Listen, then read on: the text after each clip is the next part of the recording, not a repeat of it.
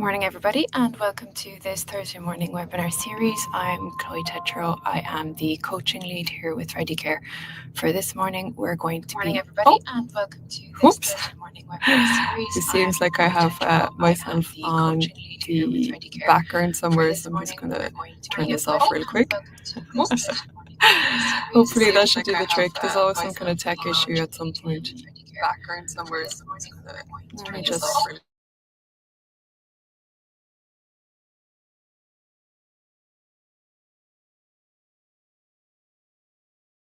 No. That's the wild and dangerous landscape of live recording. But for this morning, I'm going to be looking at basically women's health, women's nutrition on the back of International Women's Day that happened on the 8th. And I'm going to be looking towards some of the key differences that happen in men and women's nutrition and the different stages of life in a woman's life and the nutrients needed therein. Now, we do have a much more detailed breakdown of things like hormonal health specific foods and catered towards menopausal age video tips, and those are on our LinkedIn. So if you're looking for more in-depth on any of those, there's a few videos of those on our LinkedIn at the moment. But for today, I suppose let's get stuck into the wild and wonderful world of women's health. So we're going to be looking at, it's going to be in and around 20-minute session, give or take, and it's basically in around the nutritional gaps that happen specific to women. And I'll have a look at debunking some of the most common myths out there and discussing some of the latest research on women's nutritional needs. It's primarily the hope with this webinar is to empower you with evidence-based insights in a kind of balanced and approachable way, and not to be bombarding with facts, stats, and series, but really to contextualize them a little bit. So why the focus on women's nutrition specifically? To put it quite simply, women have a very, very specific, unique nutritional needs at every life stage, from adolescence into motherhood, menopause, and all of the wonderful and weird in-betweens that happen. So biological factors like menstruation, pregnancy, and menopause can create distinct nutritional needs that differ from men's. For example, a premenopausal woman needs about 18 milligrams of iron daily, whereas a man at the same age requires only about 8. So these slight differences exist because women regularly lose iron through the menstrual cycles and require extra nutrients during childbearing years, for example. So even though there are these well-known differences, many women around the world, even in what we would say kind of first world, this is not a third world, second world problem, it's a global problem, aren't getting enough of certain vital nutrients. So according to a 2023 UNICEF report, more than 2/3 of girls and women worldwide, actually about 69%, suffered from deficiencies in essential micronutrients. So roughly 1 in 8 women in the US and Europe aged between 12 and 49 is iron deficient. So this is a concern given iron's huge role in energy and immune function. So the nutritional gaps matter hugely. They can affect women's energy levels, their immune health, their productivity at work, if you want to contextualize it in that way, and family health overall. And I like to think of those as outward reflection of what we can't really see on the inside. All of these outward manifestations can affect our lived experience day by day, and at the end of the day, that's what our life is made up of, these lived experiences day by day. So for instance, something like inadequate folate or vitamin B12 before and during pregnancy can impact both maternal and child health severely. In fact, there's a recent study found that 90% of women in high-income countries who were trying to conceive had low levels of key nutrients like folate, B12, B6, and vitamin D, which are some of the nutrients that I will look at in a little bit more detail shortly. So this kind of dispels this whole myth that nutrient shortfalls only occur in poorer countries and countries that have some economic difficulties and food shortages. Even in abundant food countries, diet quality can fall short hugely. So we'll have a look at debunking the common nutritional myths. I've just popped about 3 of them in there, and get a bit more stuck into the nutritional needs, their impacts, and give some resources as to how to have a home pharmacy, a little kitchen pantry for yourself that will cover some of the bases that can be lost in the kind of typical diet that's out there. So iron, as I mentioned, women of childbearing age, as soon as they start menstruating, essentially, need more iron than men do. And it's critical for preventing iron deficiency anemia, which causes fatigue and weakness, iron and pale kind of complexion, this kind of general weakness in the limbs and fatigue overall. Iron is the most common nutrient deficiency worldwide, and women, especially those with heavy menstrual cycles, or women who are pregnant, are at higher risk of anemia. In fact, 1/3 of reproductive age women globally have experienced anemia at some point in their lives. They might have had it when they were younger or whenever. So about 1/3, which is a huge number, really, if you think about all of the different jobs that iron is doing in the system. So getting enough iron from foods like lean meats, beans, leafy greens, and sometimes supplementing if needed, but primarily, lean meats would be a huge source of it. Lovely red meat will have a huge amount of iron, and so will your leafy greens if you're somebody that doesn't eat meat. So calcium and vitamin D. So women have a much greater propensity for bone density loss as they age, particularly after the menopause, when the protective estrogen effects start to fall a little bit. So osteoporosis, or brittle bone disease, as it's sometimes known, is far more common in women. It affects about 80% of 10 million in a US study that was found recently. So approximately 1 in 2 women over 50 will suffer from an osteoporosis-related fracture in her lifetime. And when you think of the impacts of this in the day-to-day experience, again, a fracture can recover, as it does, much slower as the body ages, but it can also lead to frailty, anxiety, stress, secondary conditions that can come up as a side effect of the fracture. What I see an awful lot is fractures leading to inactivity and a little bit of, not quite agoraphobia, but just a little bit of nervousness about going out of the house. So all of a sudden in that fracture, not only is there the primary difficulty to deal with, but there's the secondary aspect of things of potential weight going up, potential loneliness starting to creep in a little bit, inactivity, all of these types of things. So you can see here why, as a preemptive measure, looking after the higher necessity for calcium and vitamin D is very important.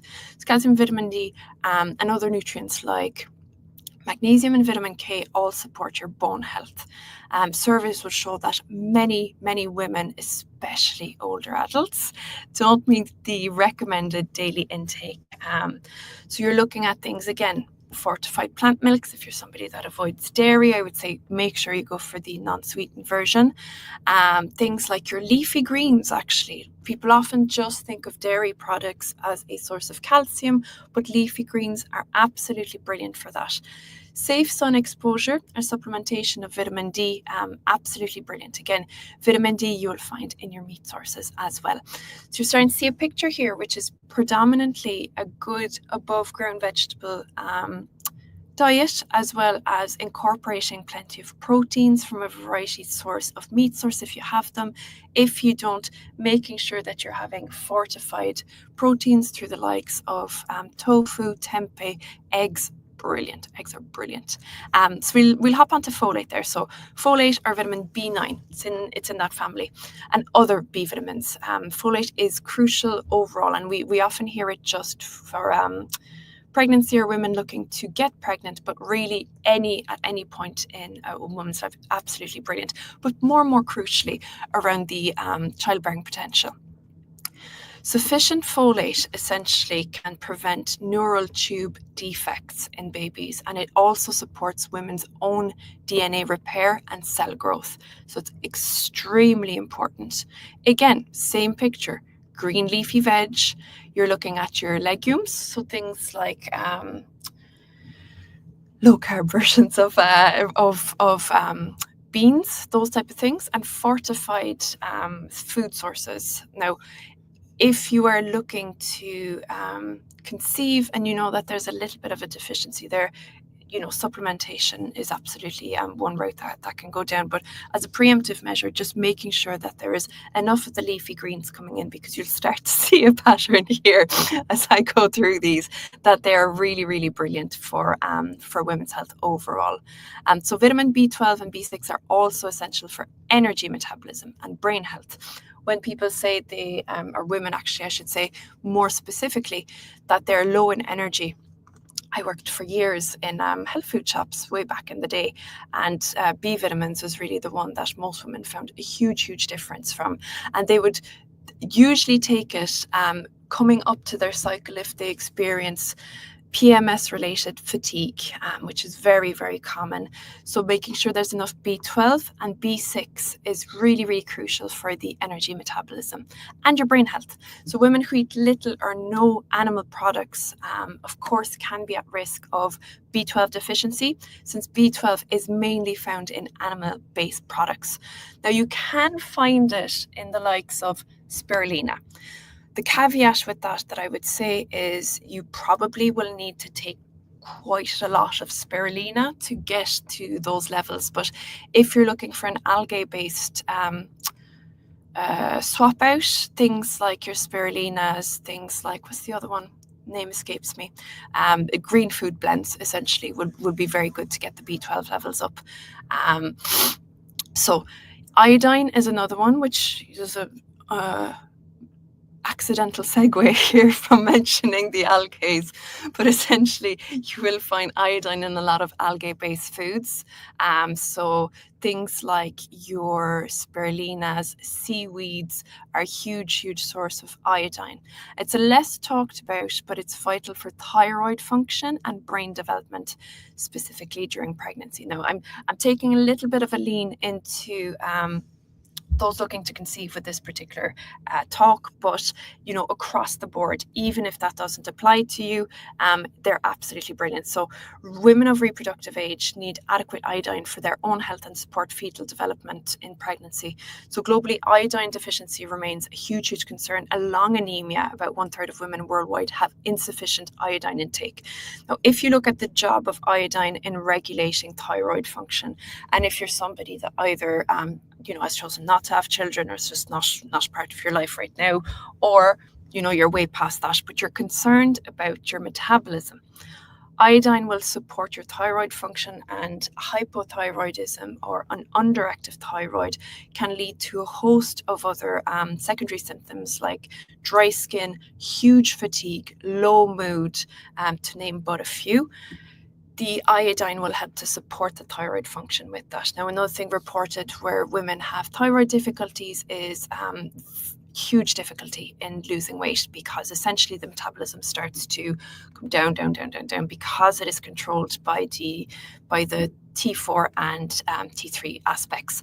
So making sure that there's an adequate source of iodine, which you can find in the likes of seafood, as I've mentioned. Some dairy will be a huge way to get your iodine levels to a level that you're happy with. Another key nutrient overall, kind of zooming out here from the specifics, would be fats. And why I mention it is, as a woman myself, there is a huge misconception out there about fats in general, which I ascribe to as well in my younger days. Fats are friends, and I'll go into this in the debunking a little bit in a sec, but really, women will benefit from fats hugely. high fat diet, high protein diet, and fiber, just as men do, but there are a few micronutrients that are especially deserving of attention. So you have things like your zinc, you've got things like your magnesium. Again, they're going to be a green leafy veg affair. You have things like your iron, B6 that we've mentioned, the magnesium, things like choline, which you'll find in eggs. Right? Each of these will play a huge, huge role in women's health. For example, the magnesium and B6 are fantastic to regulate hormones and regulate any symptoms associated with PMS. They're going to help the regulation of energy systems across the body. They're going to help with mood regulation. Zinc then will help with your immune function, and choline, which is found in eggs, meat, and some nuts, is important for brain health and during pregnancy specifically. So if you're somebody that suffers from skin difficulties associated with your hormones, that zinc, that choline, the B vitamins, the magnesium will all be fantastic. Getting a nice mixture of micronutrients and antioxidants from the green leafy veg, and try to get as much colour on your plate from those, as well as the likes of berries, is going to be specifically important. I'll get into the fats a little bit more in here, but as we get to the myths. But to kind of summarize on this aspect, meeting these nutritional needs can be challenging, particularly if you're juggling work, if you have family, and loads of responsibilities. It can be easy to go for the kind of quick fix meal. I mean, I usually argue about it, but simple processed foods in general will only make a lot of hormonal difficulties more difficult, will only make a lot of metabolic difficulties, mood difficulties more difficult. So as a kind of blanket statement, general advice out there, I would say reducing your processed carbs, reducing your simple carbohydrates and processed foods, is going to be one of the best keys to regulating an awful lot of difficulties that can occur as a byproduct of hormonal difficulties, but also stress, right? If your cortisol levels are chronically elevated because you take on an awful lot, you have a lot of responsibilities, you have very, very busy days, it can be easier to go for quick fix foods. Now, they're fine once in a while. I am not an advocate of, all or nothing, perfect or terrible. There are some times that it is easier. There are some times that you really fancy it. You say, jeepers, I'd love a pizza now. I'm going to ring the favorite pizza place. What I mean here is more from a day in, day out basis, that if an awful lot of your food is coming from carbohydrates, they don't have an awful lot of nutritional punch to pack, right? They're quick, easy. They'll give you a little bit of energy for a short space of time. You'll get a crash along that. You'll get a spike and crash in your mood, your anxiety. You get a spike and crash in your energy levels. If you're somebody that suffers from 2 to 3 p.m. slumps and thinks it's normal, it doesn't have to be. So making sure that these particular foods are kept to a minimum and just there as a nice to have food. And if you are having carbohydrates, make sure that they are from whole food sources. What I mean by that is, instead of the quick easies that you can get pre-bought in the shop with loads of ingredients, half of which you go, I've never even heard of that word. How many syllables are in this word? Going for whole food sources, i.e. the closest to their natural state of carbohydrates, is probably going to be best. But overall, as a blanket statement, I would say it is best to reduce them, because here comes insulin. It's almost like bingo. Have I mentioned insulin in a talk? But it's implemented with women's health hugely, particularly after menopausal age, which I go into more in that detailed video on LinkedIn around the menopause. But essentially, as the menopause happens, where the other hormones would have kind of kept the insulin in check a little bit more, insulin levels can rise. So if you start to see weight start to creep up as you get a little bit older and as the hormones are starting to fluctuate, or if you're a woman with polycystic ovarian syndrome, you also have difficulty with insulin. If weight and hormone issues are arising from high insulin levels, the reverse mechanism of that is making sure the insulin levels are down. This will help not only to lose weight and regulate your hormones, regulate your cycle if you're a woman that suffers from irregular cycles, either if you're trying to get pregnant or just want to look after your hormones in general. Once that insulin starts to come down, your hormones can speak to each other a lot better, because essentially hormones are chemical messengers. When they can't hear each other above the foghorn of the insulin, things start to go a little bit all over the place. So as well as bringing in specific nutrients that I've mentioned, making sure that your insulin levels don't go too high, because it's like throwing a hand grenade into an already fairly busy battle station with different hormones. The key here is to make sure that you're working with your body, not against it. And as the easiest and simplest tip to swap out, I would say making sure that your carbohydrates come a little bit lower. And I don't mean here a zero carbohydrate going ketogenic, anything like that. You can if you want, but as a much more measured approach, just reducing that amount is going to really, really support your energy metabolism, your hormonal health, your cognitive health, skin health, all the lovely things that go along with it. So the major 2 myths that I want to touch on for today, before I start speaking like an auctioneer to try to cap myself at the half hour. Myth number 1 is you must eat 1,200 calories a day to lose weight. Now, that is something that, as a young woman with polycystic ovarian syndrome, that was always trying to keep my own weight under control and my hormones under control, I saw this everywhere. 1,200 maximum. Otherwise, that's what's wrong. It has to be a calories thing, and it doesn't matter where those calories come from, as long as it's under that 1,200. There is nothing magical about 1,200, and in fact, eating only 1,200 calories is too low for most women and can lead to major problems. That is something that a young teenager would eat. While weight loss does require an amount of calorie deficit, dropping intake too drastically can not only backfire, but it can slow down your metabolism, it can increase your cravings and cause nutrient deficiency and low energy. Many women have heard this myth, and in trying to follow it, end up feeling exhausted and discouraged. They'll go, what am I doing wrong? I keep trying this. It's not working. I'm cranky. I'm tired. I have cravings to beat the band. And when you have cravings and you're cranky and tired, what are you more likely to go for? Simple carbohydrates. That's your physiological compass saying we need to get the energy levels up quickly, and they will deliver a very quick, short burst of energy. That's all they'll deliver. They won't deliver much else in terms of nutrients.